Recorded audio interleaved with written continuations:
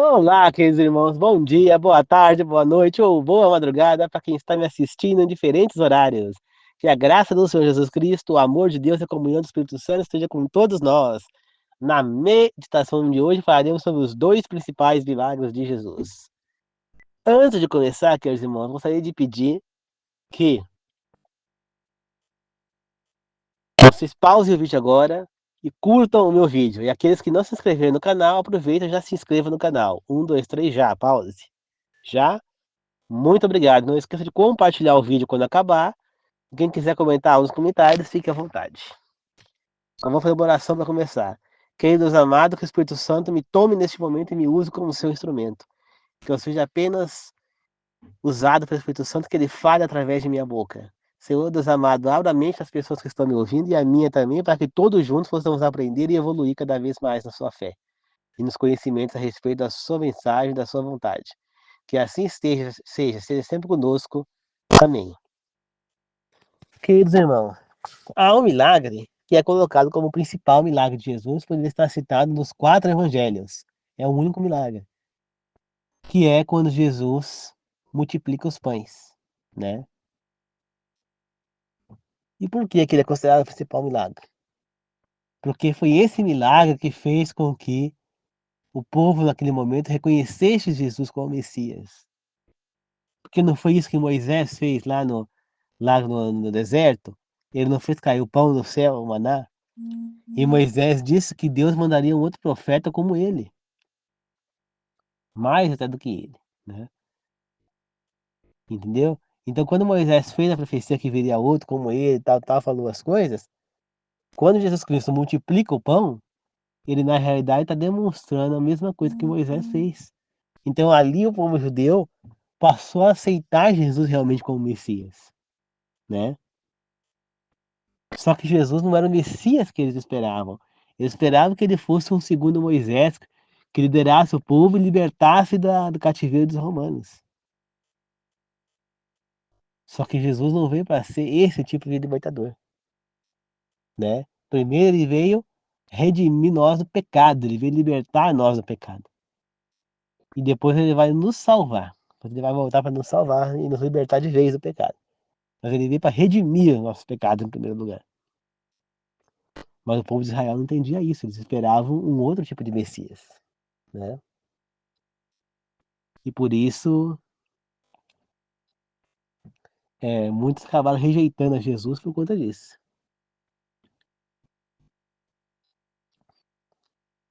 entendeu?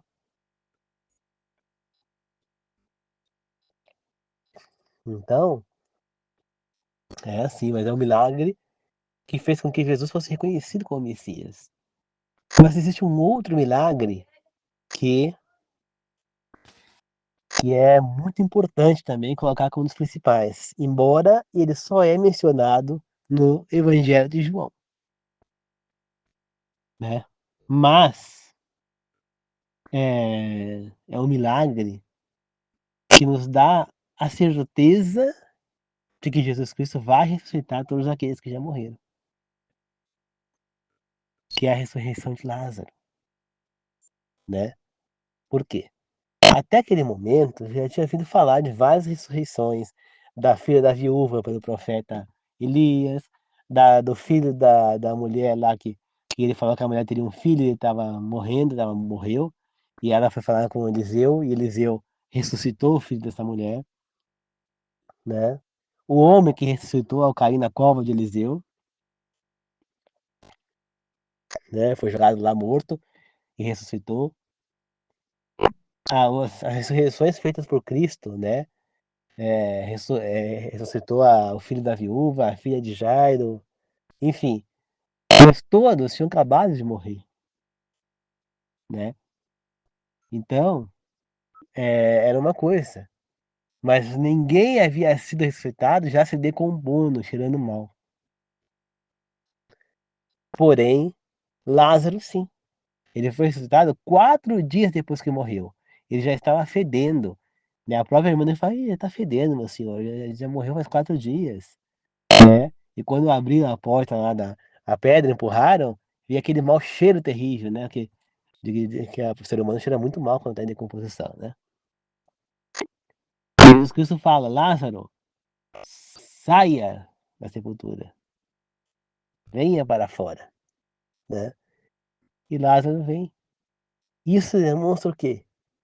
Não só que ele poderia ressuscitar os mortos quando ele retornar na terceira vez, mas também era uma garantia de que ele próprio iria ressuscitar depois do terceiro dia. Porque ele já havia falado, ele falou para os apóstolos que ele ia morrer e ressuscitar no terceiro dia, né? Mas eles não acreditavam nisso. Agora, depois da ressurreição de Lázaro, tinha um motivo maior para eles acreditarem. Se ele ressuscitou Lázaro já 4 dias depois de morto, por que que ele mesmo não ressuscitaria Jesus 3 dias depois que morreu? Menos 3 dias, né? Porque para dar 3 dias tem que passar 24 horas. Jesus morreu mais ou menos 3 da tarde de sexta-feira. Se ele morreu às 3 da tarde na sexta-feira, 3 da tarde de sábado fez um dia, né? E domingo de manhã ele já estava ressuscitado. Portanto, ele não chegou a ficar nem 2 dias morto, na verdade. Se a gente for colocar em horas, né? Agora, se a gente for colocar que ele morreu na sexta-feira e ressuscitou só no domingo, a gente pode contar que foi sexta um dia, sábado 2, domingo 3. Mas o correto é que Jesus Cristo ficou morto menos de 2 dias. Mas, se ele ressuscitou Lázaro 4 dias depois de morto, por que é que ele não poderia ressuscitar? E é um milagre que dá a todos nós a garantia de que nós, se morrermos, seremos ressuscitados, né? Quer outra garantia? Quando Jesus se transfigura lá no monte, né, na presença dos apóstolos Pedro, Tiago e João, né? É...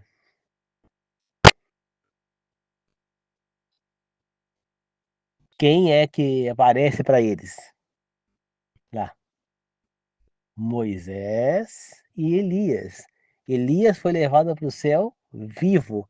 Mas Moisés não fala na Bíblia que ele morreu e foi enterrado por Deus? Como que ele apareceu vivo lá? Porque Moisés foi ressuscitado por Deus. Não sei quanto tempo depois que morreu, a Bíblia não fala isso, mas ele foi ressuscitado. Então aquela cena demonstra Elias representando aquelas pessoas que irão para o céu sem morrer. E Moisés representando os mortos ressuscitados. É mais uma garantia de que Jesus vai voltar para ressuscitar os mortos salvos e depois voltará na terceira vez para ressuscitar os mortos perdidos. Todos vão ressuscitar, todos que morreram até hoje, né? Todos, sem exceção. Todos vão ressuscitar. Só que tem aqueles que vão ressuscitar na segunda vinda de Cristo, que vão receber a recompensa, que vão lá para o milênio na Nova Jerusalém.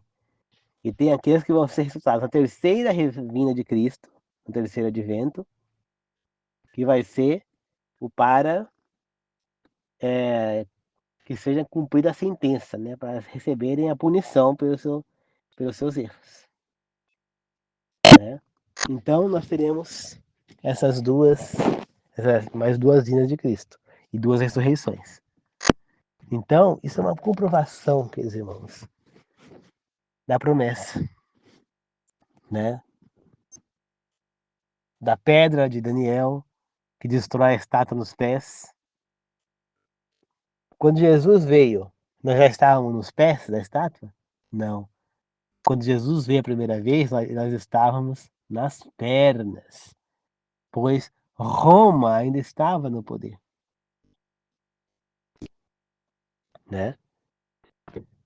Então, o tempo que Jesus virá como rei, né? Que disse lá Daniel, o anjo Daniel, que seria o rei, o Daniel de Nabucodonosor, seria o reino mais poderoso que jamais terminaria, o reino imortal, infinito. É o reino de Jesus, que só vai vir depois, na realidade, do segundo advento, já podemos dizer que temos o reino de Jesus, porque todos aqueles que vão participar do reino de Jesus já estarão com ele no céu, então ali já vai estar reinando, né? Então, a partir do segundo advento de Jesus, já virá, já está cumprida a profecia lá da pedra. Mas vai ser como 100% mesmo quando nós voltarmos para esse mundo, e é aqui que ele vai reinar. É aqui que ele vai viver conosco, neste mundo aqui. Ele vai purificar a terra novamente, vai voltar a ser o que era no Éden, né? Então é assim, queridos irmãos. Essa é a promessa de Deus, né? De que tudo, que todos aqueles que acreditarem em Jesus Cristo, que viverem para Deus, irão ser ressuscitados, se morrerem, e os que estiverem vivos serão transformados. Queridos irmãos, isso se aproxima cada vez mais. Os sinais são incontestáveis. Né? Ciclones um atrás do outro no Brasil, onde não existiam essas coisas. Enchente do Rio Grande do Sul, lá que matou um monte de gente que jamais vista nessa magnitude. Antigamente teve uma lá que foi muito menos do que essa. Nessa magnitude nunca teve. Né? Terremotos em lugares que até tem terremoto, mas não aquela magnitude. Pandemias, epidemias e pandemia, uma atrás da outra. Tivemos epidemia de ebola, epidemia de malária, tivemos epidemia há pouco tempo agora, de conjuntivite, epidemia de meningite, epidemia de gripe suína, gripe H1N1, Covid. Essa epidemia que está agora na Venezuela, aí tá uma epidemia lá. Um outro vírus que está na China também descontrolado. Tudo isso, queridos irmãos, é sinal que a volta de Jesus está cada vez mais próxima, que o fim está se aproximando. Ele alertou sobre tudo isso, está tudo na Bíblia. Então, queridos irmãos, vamos nos voltar para ele. Não adianta falar, vamos esperar mais um pouco. Você não sabe quanto tempo você vai ter de vida. Se você morrer agora, nesse momento, Jesus já voltou para você. Se você não estiver preparado, você vai se perder. Ninguém sabe o dia de amanhã. Tem gente que de repente dá um ataque cardíaco, morre na hora, fulminante. Tem gente que não tem tempo de mudar, a gente não sabe, né? Quanto tempo vai ter para mudar. Ninguém sabe o dia de amanhã. Ninguém. Não é porque você não tem um câncer, que você não tem nada, que vai falar, eu tô bem, eu não vou morrer tão cedo. Você não sabe. A minha tia tinha 87 anos. Ela não tinha nada. Ela subiu dessa escada mais rápido que eu, na época, isso já fazem 12 anos, né? 12, 13 anos ela fazia agora, semana que vem que ela morreu. Com 87 anos. Então, você faz 13 anos, eu tô com 36 anos, eu tava com 20, a 10 anos, 26, com 3, 23 anos. E eu com 23 anos, e ela com 87, ela subia a escada mais rápido que eu. Ela não parava em casa, viajava pra lá, pra cá, não tinha nada, não tomava remédio, não ia em médico. De repente, a gente achava que ela ia chegar a 100 anos fácil. De repente ela teve um ataque. Um ataque lá de. Foi um AVC, foi ataque cardíaco. Ela caiu na cozinha, bateu a cabeça no fogão e morreu.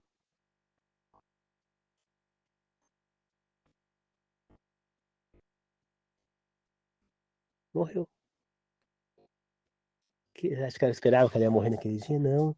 2 dias antes ela estava lá no sítio do meu primo, na chácara do meu primo, filho dela. Ela estava lá se divertindo, tomou uma cervejinha, né? Porque ela bebia cerveja, né? Eu não bebo, graças a Deus. E Deus não aprova a bebida, né? A gente sabe disso. E de repente, um dia depois, lá na casa dela morreu. Gente, ninguém sabe de amanhã. Meu primo, 26 anos, 36, 34 anos, acho que 35 que ele tava na época, caiu, meu primo de segundo grau. Caiu lá foi lá na escola de samba lá do Rio de Janeiro em festa. Aí saiu de lá, chegou perto da onde ele tava, caiu na rua, já praticamente morto lá, deu um ataque cardíaco e morreu. Ninguém sabe o dia de amanhã, quando é que vai. Então, meu outro primo de terceiro grau, esse, também foi dormir e não acordou mais. A gente não sabe o dia de amanhã. A gente não sabe,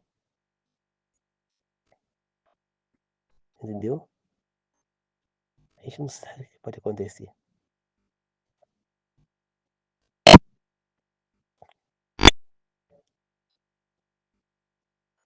Só o que nós podemos garantir é que nós vamos morrer em algum momento. Só não sabemos quando. Então, se Jesus Cristo voltar, ou se nós morrermos e não estamos preparados, vai acontecer exatamente igual a parábola que ele contou lá das virgens, né? Eram acho que 10 virgens, 5 estavam preparadas tinham azeite de reserva e as outras não. O, o noivo demorou para chegar. E aí as lamparinas das 5 virgens começaram a se apagar. Elas pediram um pouco de azeite para ela, falou, não temos só para nós. E elas tiveram que buscar. Quando elas voltaram, o noivo já tinha vindo, e aquelas que estavam já tinham entrado e a porta já tinha fechado. O que significa isso?